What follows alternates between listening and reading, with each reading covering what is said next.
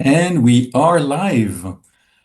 So happy to welcome Eric Falardeau, partner, McKinsey and Company, based in Montreal, and Alex Sanford, consumer insight expert who leads the annual Future of Wellness study for McKinsey and Company since 2020. Every year, McKinsey and Company runs a survey with thousands of respondents internationally presenting the trends defining the wellness economy.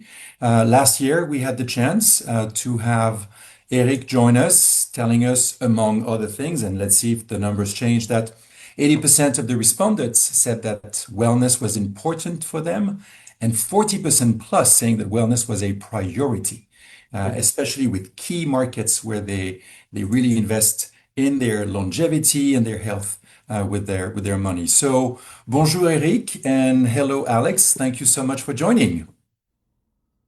With pleasure. With Eric, pleasure.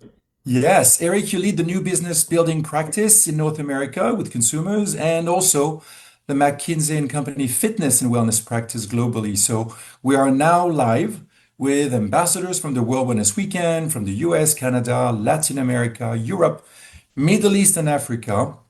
And we are all getting ready and preparing for the 10th edition of the World Wellness Weekend that will be celebrated on September 18, 19, and 20 of 2026 in 187 countries by 11,000 venues. So we are really grateful for your time, Eric and Alex, to unveil the future of Wellness 2026 with about a 30-minute presentation sharing your slides and then followed by a 10-minute Q&A because I know you have to run after that. So thank you so very much and please feel free to share your screen anytime you want.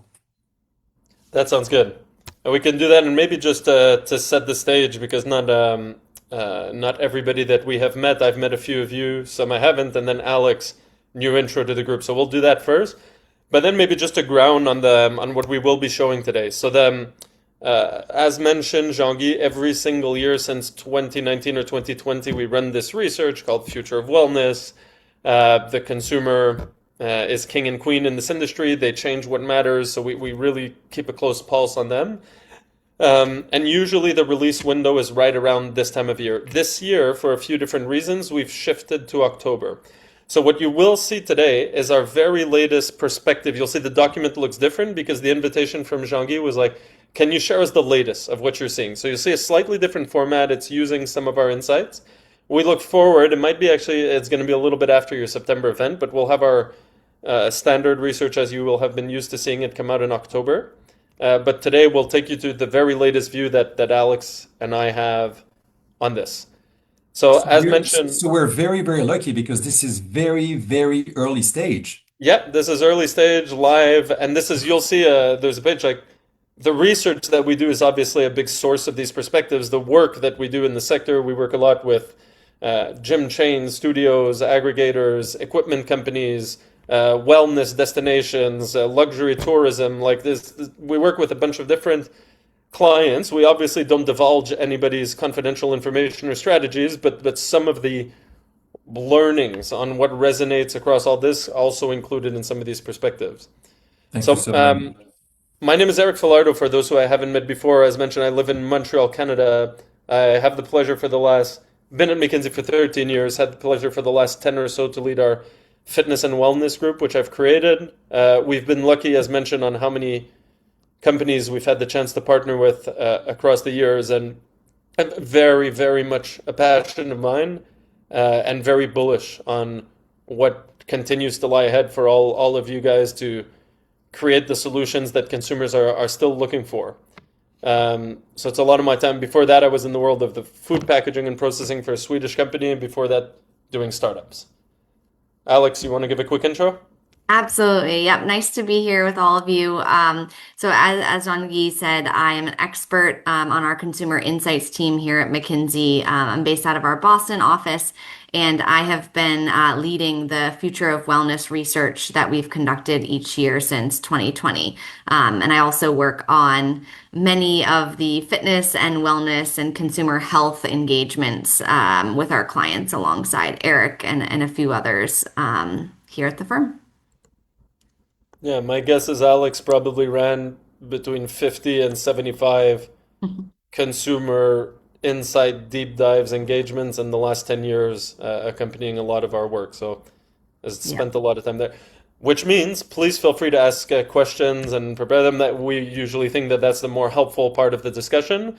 But let's ground on a few pages just to kick us off.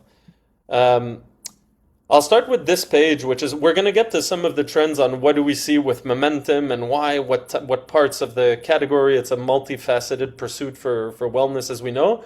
But first thing, we just ground on like what are the drivers that are explaining human choices at the moment in these categories, and why do they matter? And maybe just to ground on this page quick. I know it's a lot of words.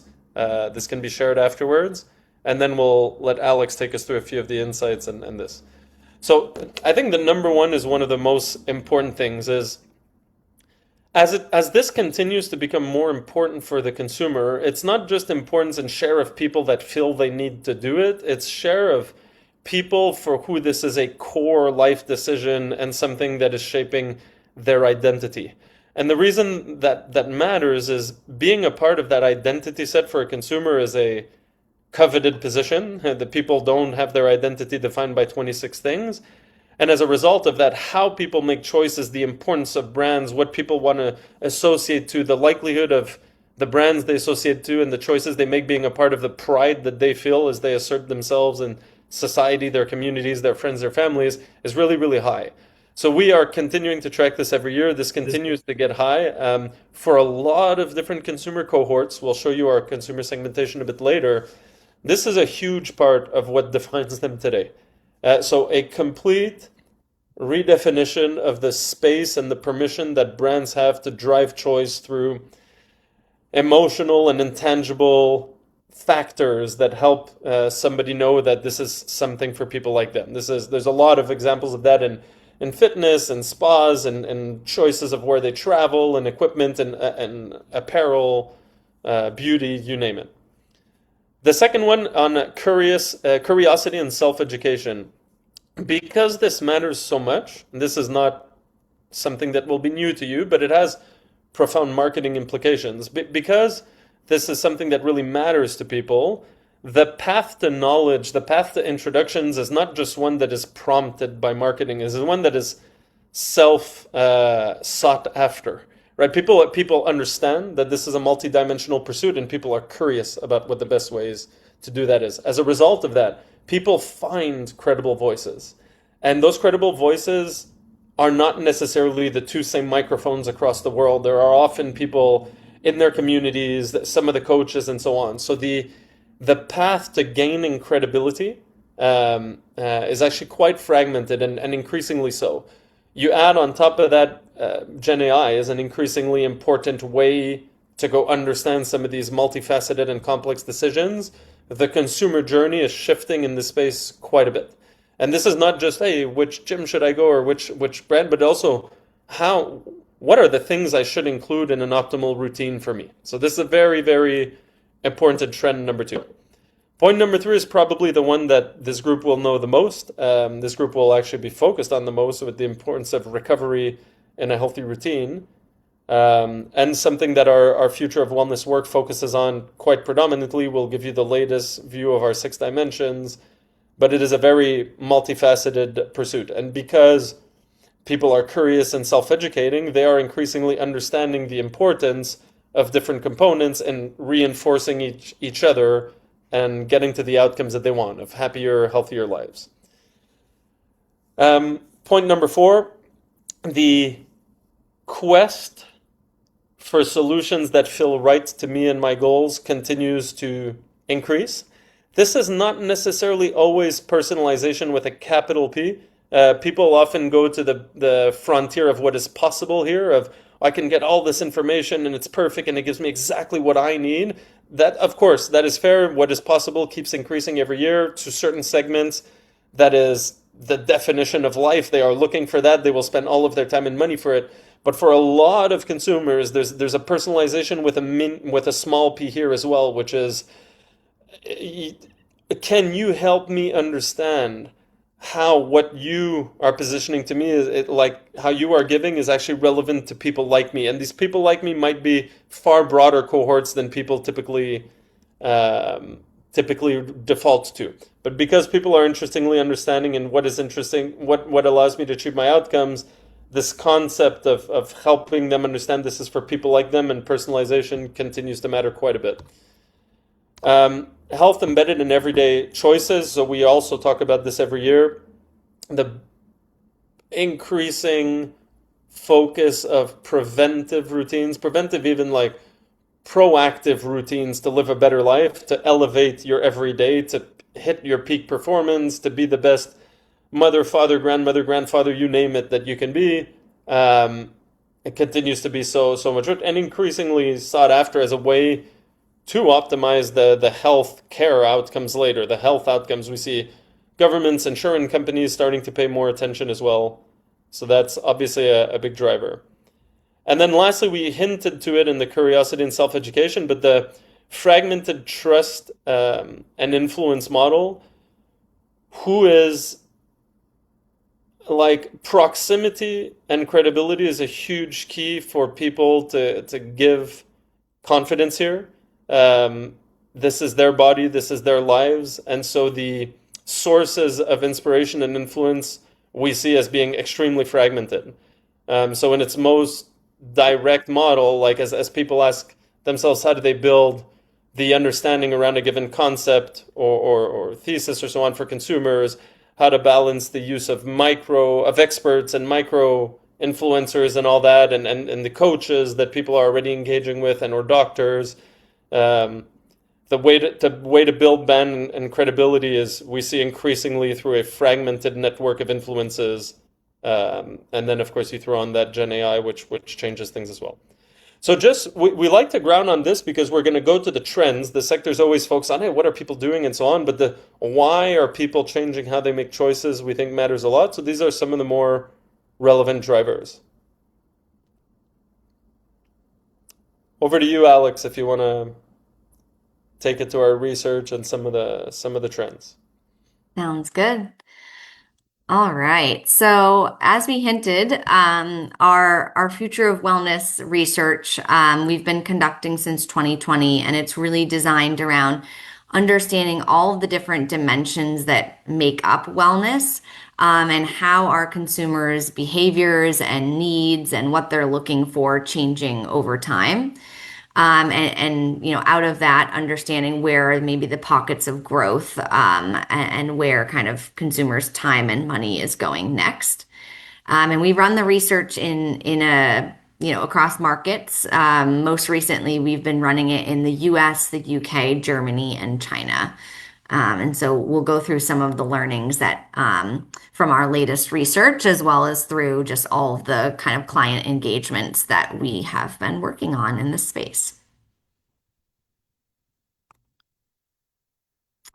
So at a high level, wellness, as Eric was mentioning, consumers are really approaching their health and wellness through the lens of multiple dimensions, right? So health, as you think about more traditional kind of like health over the counter type products, ranging from health to sleep to nutrition to fitness to mindfulness and appearance. And within each of these, we see that what people are actually doing to achieve these outcomes is different and changing each year. But overall, I think we had hinted to this at the beginning, this 84% number here at the top. So this has continued to increase year over year. This is just the share of consumers that find well or make wellness a top priority in their life. And when we ask most recently about how does this compare to other priorities in their life, we actually see it's at the very top alongside their family relationships. And that's above everything else we tested, which, when you think about career success, you think about religion and spirituality, you think about hobbies, other communities that people are a part of. So, it is more and more becoming a priority and part of people's identities.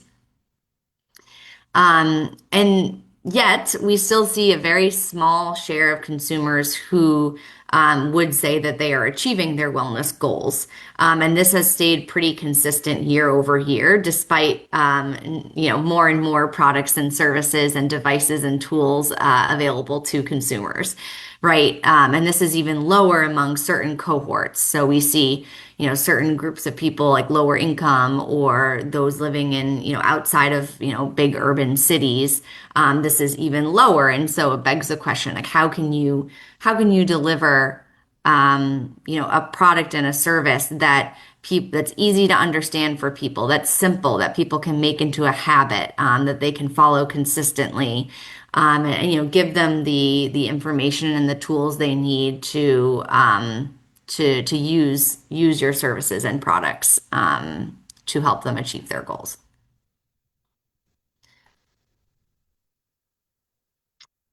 And so we have here kind of a summary of the kind of 7 pockets of growth that we've identified in our most recent research. So I'll walk through these at a high level, and then we do have some backup pages if we get to them. Otherwise, we can open it up to questions as well. Um, and so the first one is around longevity and preventative wellness, right? So I would say a year ago, longevity was a term that all of us in the industry used, but not really consumers. You could kind of ask them about healthy aging, and they might, talk about all these different dimensions of sleep and recovery, um, and fitness, like all the dimensions, but they wouldn't really use the term longevity. I would say that's starting to change, and people are again focused on what are the things that can help them. Optimize for their everyday living and bringing their best self to their everyday, but also thinking more long term, and how can I kind of go about my days to be healthy and help me live in a healthy way year over year as I age. And, some of the things that we're seeing consumers, more and more consumers doing, is these, red light therapy. We see lymphatic drainage. We see the hydrotherapy, like a lot of the cold plunges and the saunas, infrared saunas. So really, people are at a point where they're trying a lot of different things. And it'll be interesting to see kind of what pans out as far as what's most impactful, and what continues for consumers. Next, we have functional nutrition and gut health. More and more consumers are looking to get health benefits out of the food that they're eating. So it's not just about eating healthy food, but really what are the extra benefits I'm getting from the food that I'm eating. And then, as it relates to, more appearance and aesthetics we see the rise of collagen, a lot of the gut health beverages, anti-inflammatories, really things that are helping people keep their everyday energy, and again, health and age in a healthy way. Weight management, I think nothing new here as far as everyone knows that GLP-1s are changing the whole ecosystem of products and services that consumers are using to help alongside their GLP-1 therapies, right? And so, it's opening up the demand for things much beyond just the food space, right? So, how do you manage muscle loss? How do you make sure you're building your muscle mass? How do you kind of help with your body contouring or, like the skin laxicity? How do you think about your appearance and how that might be changing based on your weight loss from your GLP-1? So there's a whole ecosystem of products and services that have benefited from the GLP-1s. Appearance and aesthetics. So this is something it's been important over the years, but in last year in particular we saw a lot of momentum among younger consumers, particularly Gen Z.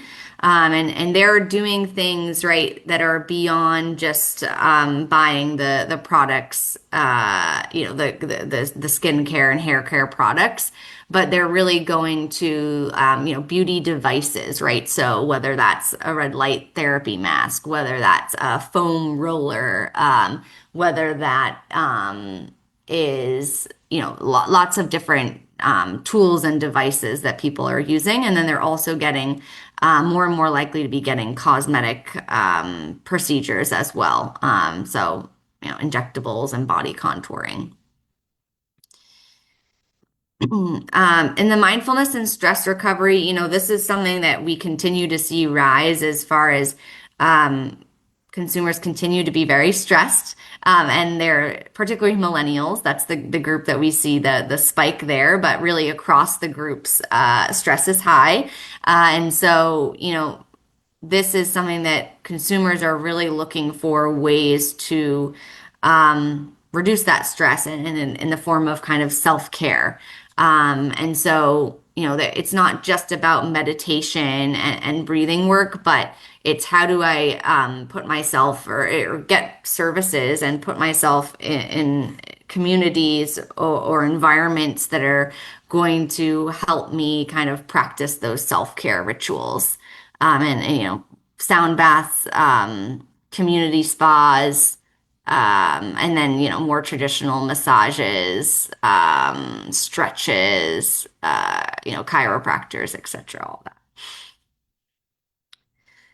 We have biomonitoring and personalization. So I think, the rise of wearables has been extraordinary in the last year or two.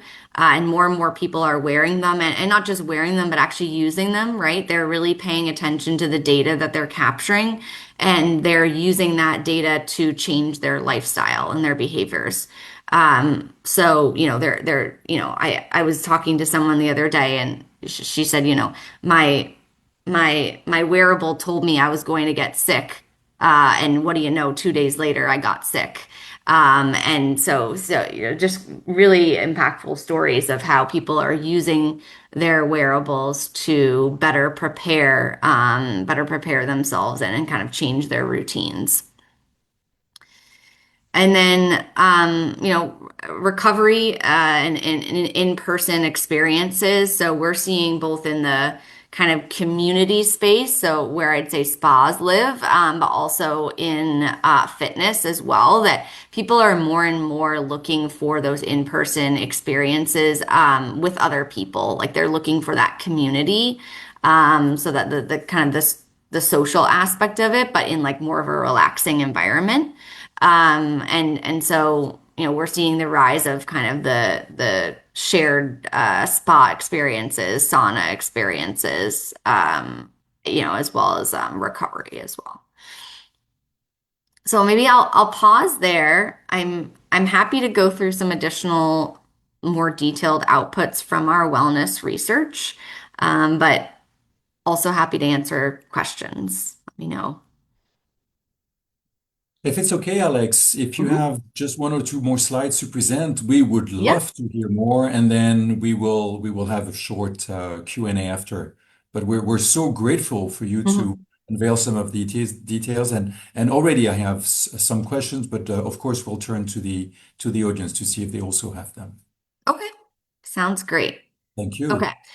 I will spend a couple minutes here. I'm not going to go into too much detail, but as part of the research, we like to run a consumer segmentation because we found that while you can get a lot of interesting insights by looking at the data among different demographic groups, particularly, like I was saying, younger versus older, higher income, lower income, urban, rural, things like that. We also find that it's really impactful to look at the wellness data in the lens of what it is that the consumers need and what they're prioritizing.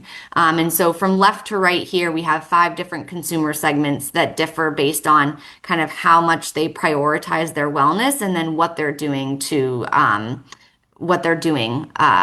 support that. And so we have the maximalist optimizers. Those tend to be younger consumers. They're trying all the latest new products and services, experimenting. They're very, very digital savvy, very much into wearables, etc.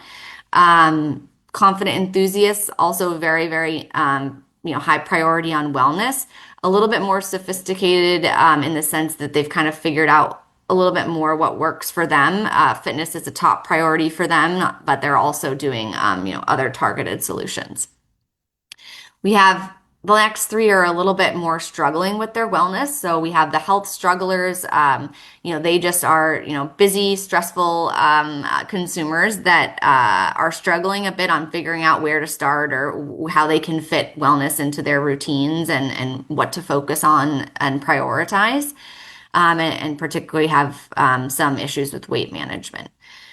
We have our health traditionalists. These tend to be a bit older consumers. They kind of manage their health by taking their daily vitamins and minerals, going out for their walks, staying active in a kind of basic way, as well as very much tracking what they're eating and putting into their body. So they're paying attention to the labels on their food and beverages and just trying to control for staying healthy in that way. And then there's the wellness shirkers. They tend to be people that just don't really prioritize their wellness. They're kind of they're definitely older and kind of want to live their life and to how they want to do it and aren't as focused on being as healthy. And so as we start, what we like to do is look at kind of how does our wellness data differ by these different segments? Because obviously, if you're depending on who you're targeting, you're going to want to approach them differently based on what it is that they need. And so this is looking at some of our longevity data, and you can see here just a big difference across the segments as far as how much they're prioritizing longevity, but also what it really means to them. And as I was saying at the beginning, consumers are starting to use that word longevity, but it's certainly something that people define very differently if you ask them. And so while we see people like the optimizers and enthusiasts, it's more about like their current state. How do I bring my best self forward? How do I have the most energy in my day-to-day life? How do I optimize my performance and my health? Whereas people like the traditionalists or even the health strugglers, it's a little bit of a more longer term view of how do I kind of prevent chronic disease? How do I preserve my independence and physically and remain active enough as I age? And a little bit on cognitive function. Honestly, all the segments really was a big surprise for me at least was just how focused people were on cognitive function. And that's an area where we found consumers indicated there is not a lot of products and services out there today that they know of that are, that they can use to help with that.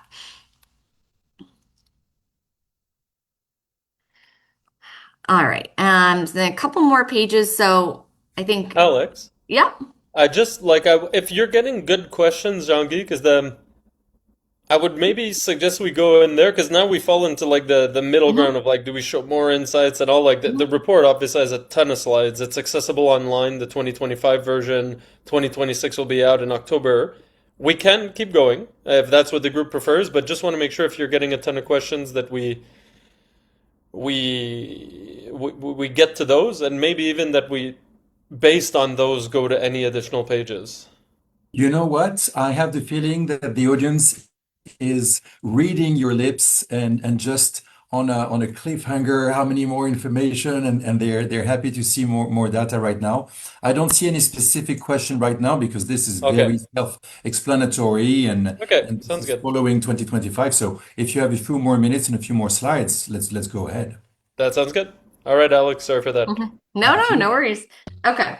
So as I had mentioned a little bit on the previous pages, we are seeing that younger consumers, both Gen Z and millennials, are investing more in their appearance. From the kind of product lens as far as skincare and hair care and cosmetic products, but then also as far as cosmetic treatments, as well as kind of in-person services related to appearance. So, And so when we look at kind of grouping all of the different wellness services and products that people buy, we like to understand like, is there a trend in where people are spending more of their money over time? And we're seeing that more and more people are spending time on in-person services. So I hinted to that a little bit on like the spas and fitness earlier. But across the board, we see that. People are investing that time and that money on going to places they're traveling to go on wellness retreats. They're traveling to go see the clinic that they want to see. And so I'm trying to think if there's anything else here. I think this that kind of summarizes this page. Spas, recovery, Mhm. fitness, like this. This is some of people's most important moments of the week and or of the year, right? So the in-person component, which turns these into experiences, which builds community or which reinforces the community you want to be a part of, matters. And they've also been spoiled with some good innovation in the last few years, including some category defining innovation, right? Redefinition of what a spa could look like and what it can mean occasion wise, redefinition of what democratized access to participatory sports looks like, increasing accessibility of what does it mean to spend a week dedicated to your health on vacation. So the innovation here is also playing a part. The consumer's responding, they're looking for it. But I would say props to all of the innovators on the line here that have been really coming up with great solutions that the consumer is picking up.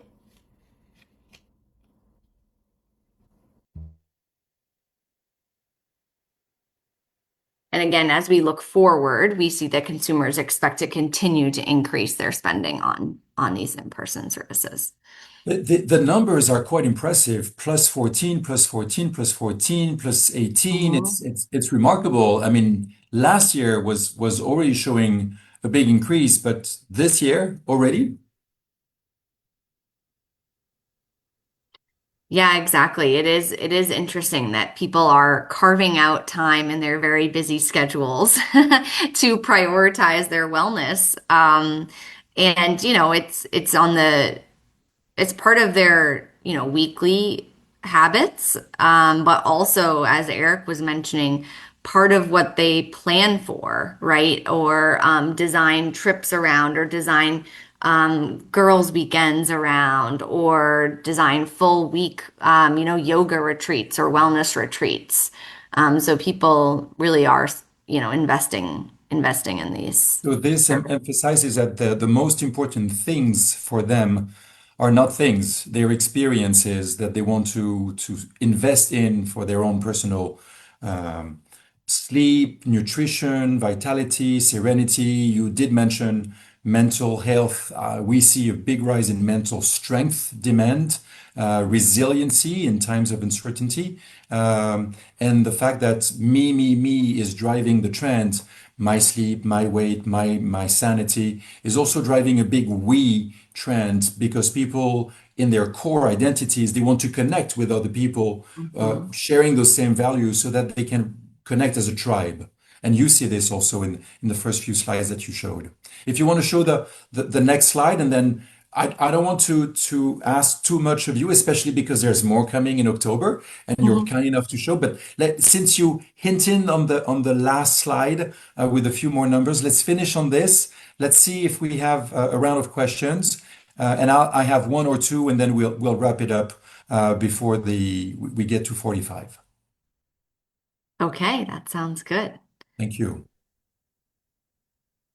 All right, so we'll finish on No, this no, no, one. So, the one just before? oh, oops, this one? Yeah.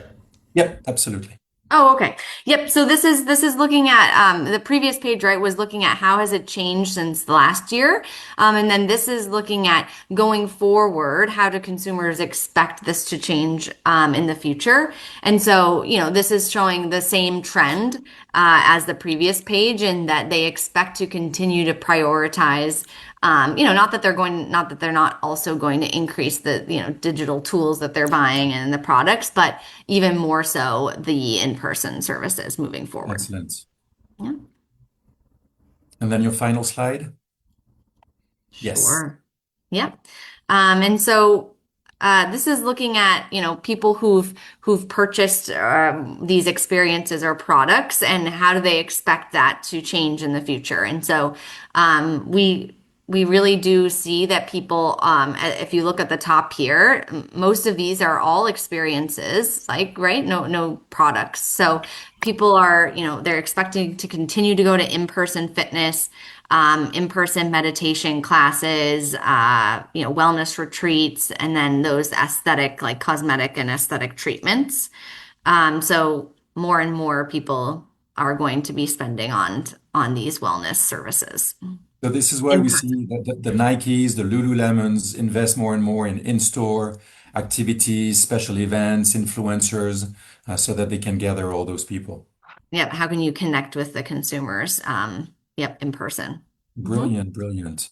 A promise is a promise. And with my family, a promise is a womus. That's what my kids told me when they were 2 and 3. Yeah, yes, man, you promised, but is that a womus? Absolutely. So I promised not too long of a presentation so that we can keep a little bit for after and for October. You have been so generous, and especially so generous on holding on to this date, because every year you publish around this date, and now you're pushing it to October. So my first question, before we may ask from maybe Angela in Dubai, or Vanya in Portugal, or Pradip in Paris, or all of you joining us from around the world, is this information that is just for our eyes only, we cannot share it, or because it has been shared now on Facebook, this is something that some of our ambassadors may quote you on, and some editors may say, a sneak preview of good things to come and information to come in October.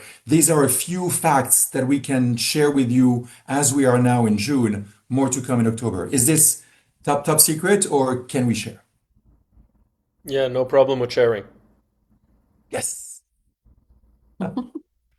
It is such a pleasure to always have you. So, Pradeep, is there any question that you may have? You are organizing conferences in Paris, in Geneva, in Morocco. Does this fit with what you see? And Angela, from the rise of the Medispas, the huge experiential economy that was booming before the situation in the Middle East, do you see it match with the reality that you see? And maybe Vanya, as an expert in wellness tourism, you just organized a conference in Algarve to showcase wellness tourism as a booming trend in Portugal, and especially in Algarve. Is this also something that you see? And any of the three of you, would you like to unmute, and maybe we give ourselves 5, 6 minutes to maybe hear from you and maybe a question you may have? Or do you want Eric and Alex just to carry on? I can say something, but I cannot unmute myself in terms of camera. You can never unmute yourself. I Aha. know. So we're happy to hear you, Angela. Aha, okay.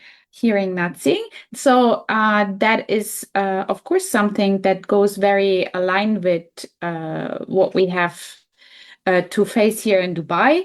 That the development actually is in about in Dubai. I just wrote an article about the blue zones and about our Sheikh Hamzan for his longevity ambassador or the Department of Longevity. So this is something very insightful that goes align, and I predict if Dubai manages to have some kind of stress management, that here is the next man-made create blue zone that we have in terms of longevity. So it's very interesting to hear all of the outlining that Alex and Eric has been done. Brilliant. Thanks, Angel. Harib, maybe you have a question, or Vanya from Portugal, or maybe Sonia. I see that you haven't muted yourself. Sonia, please tell us more about you and the question you may have. Sonia Valusi? All right. Quick question, Alex, and then we'll close in about a couple of minutes. You mentioned nutrition and the microbiome. Big trends, lots of money spent these past few years. Do you see anything about brain food? Because of course GLP-1 wanting to lose weight, um, and of course understanding how the health comes from the microbiome. But I see a huge trend in Europe with people wanting to enhance their cognitive abilities to stay sharp. And you did mention that this is also something with two at least segments wanting to stay healthy, to stay performant, and to stay sharp mentally. Do you see some innovations and some key players investing in brain health and brain food beyond supplements? Yeah, I mean, I do think we are seeing that it's more and more top of mind for people, that they need to be thinking about their brain health. I think what we saw in the research is that people don't yet feel like they know of what are the things that they should be doing to protect their cognitive health as they age. I think a lot of what the guidance has been out there is, following a heart healthy diet is also going to lead to a brain healthy diet. And I think that's, at least from what we've seen in the research, what most consumers are approaching it as, and not really going to the next level of sophistication. I personally don't know if we've heard of specific new product innovations that have been designed around cognitive function. But I do know, like I said, the Mediterranean diet and then just exercises as well. Like people, I mean, it seems basic, but people are, using apps to continue testing their brain as they age. A lot of consumers are still doing, the crossword puzzles or the Sudokus, and app versions of those as well. I think there's another piece on cognitive function that has been proven, which is around the community aspect, right? And really, you need to protect your brain, you need to be using it, and you need to be constantly learning. You need to be constantly, interacting with other people and having those social relationships. And so, I think it's not just as far as what you're putting in your body, but what you're actually doing on a daily basis for brain health. But Eric, I don't know if you've heard of any new products or Yeah. offerings. So this important need, right, and that is often not met. What is important, and there is a lot of innovation, hyperbaric chambers, and all this. What I think is Mhm. important is I like the examples you're giving, right? It's easy to Mhm. fall. It's actually the biggest trap, I think, in this sector is to be a little bit seduced by the frontier of possibility because we're all passionate about it, so we're excited about what's new. But if we take a look at that segmentation, right, like reminding people about the benefits that matter to them on activities and products that are approachable is a big part of the journey. I'll give one example here, which is a few of the clients that we serve in the world of, let's call it the broader world of dance, right? One of the main reasons or one of the main ways they get people hooked or to come is to understand the balance of all of the benefits of the activity, including mental health. And so there's a lot of new product innovation and research being done. It's exciting. It's a frontier of science and knowledge. There is also a lot of the products and experiences everybody on this call are delivering every single day that cater to this. So communicating and reminding people how what we do for them helps them goes a long way in supporting the development of these healthy habits that changes the world a day at a time. Absolutely. I see Vanya has Yeah. unmuted her mic, so maybe she has something to say. Before we hear from Vanya, who's an expert, a PhD in wellness tourism in Portugal, and also the World Wellness Weekend country ambassador in Portugal. One key thing just to close on brain food and brain health. huge jump with Dave Asprey and 40 years of Zen in Texas, in Austin, and also lots of novelties and innovations from his Beyond Biohacking Summit that he held a few weeks ago. I think that was in May in Austin. So if anyone's interested in what's out there, definitely Beyond Biohacking and follow Dave Asprey on with this podcast. Vanya, last question is for you, my friend. Okay, thank you. Hello, everyone. So in Algarve, we had the Algarve Wellness and Spa Summit, and I was at a panel related to longevity. So longevity is a concept and a term that we are working a lot in Portugal. But my concern now is, do you think that the concept of longevity is now losing relevance in the wellness sector, or such as in Portugal is a kind of a buzzword now. But if so, what do you believe it emerging as the new approach or narrative?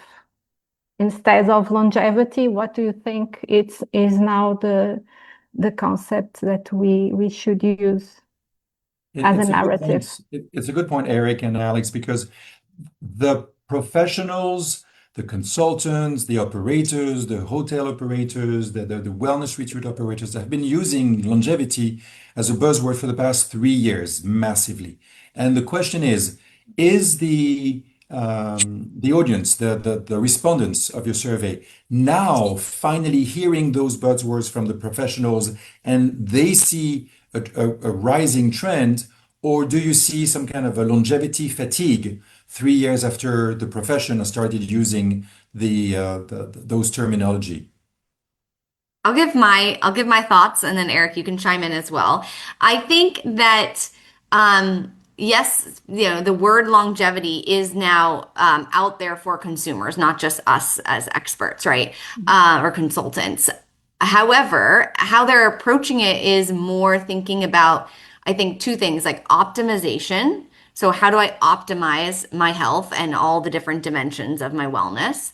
But also in a preventative way, right? I think consumers are starting to have the tools and the things around them are causing them to start to think about what do I need to do today to prevent health or wellness issues down the road. So I do think that they are starting to be more forward thinking, but again, they're thinking about it as far as what specifically do I need to do to protect my health as I age, and along those dimensions of recovery, of sleep, of nutrition, of fitness, and things like that. And then it begs the question: is longevity just kind of blurring into wellness, right? And where is there a line there? Are they starting to blend together? But that's kind of what I've seen, or my opinion. I don't know, Eric, if you have anything else to add. Definitely. And Eric, the last word is for you because we do see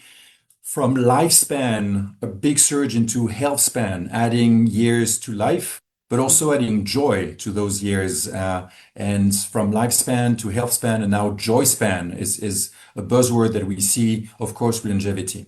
So, Eric, final word for you. Thank you, Vanya, for this very good question. Yeah, I think it's a good question, and I'm not a fan of buzzwords, period. So my sense here is this is very much a buzzword. So I would not be looking to like what's the next one, because then we just keep reinforcing the trends-based, fad-based nature of the sector. I'll give you my view of what's happening, right? Like there is a lot more information and science, and the science is increasingly understood by people because they're curious and they read for it. As a result of it, there is an increasing ability to tie or to personalize kind of what is the stuff I should be doing to achieve my outcomes. So that's why I like Alex's word of optimization. The reason why I keep it that broad is that longevity has an implication of length of healthy years, and it is definitely not every consumer segment for whom that is the definition of optimization. Peak performance today, being at my best, usually tends to be the case for younger cohorts, for a few of the attitudinal segments that Alex presented earlier. So to us, it's a bit of a trap to dive too quick into longevity as the definition. Um, for me, the broader definition, the broader thing that is happening is information is increasingly accessible, and the quest for a personalized quest to the ideal outcome is increasingly interesting. And there's 100 different ways to cater to that. Remembering that the main challenge is that life gets in the way. So, a bunch of opportunities for innovators to keep improving things for consumers here. Life is full of a sense of humor because as people are getting busy with their longevity, life gets in the way and then disturbs their patterns. I have to ask one last question because you did touch on it and you are now hinting also, Eric, to education. People want information they can trust. So who do they turn to? What would be the trusted sources for information about health, longevity, wellness, when some statistics are saying that up to 50% or 60% of the content produced now on social media is AI generated? Can we trust AI with information about us? Can we trust influencers who may not have a diploma in nutrition, in cosmetology, in fitness? They may have amazing bodies, amazing skin, but they are not trained in fitness. They are not trained in yoga, although they hit amazing poses. So, who can we trust? Is this a question you can answer, Eric and Alex? And I promise after that, I'll switch off. Who can we trust is not a question we can answer. It varies definitely, and we don't have the scientific credibility to answer that. Who do people trust is, I think, what the question that really matters. And this is where what we see and we opened up with it is proximity is a big ingredient in having people develop trust, right? We have to remember the quest for trust is multidimensional and far greater than credibility.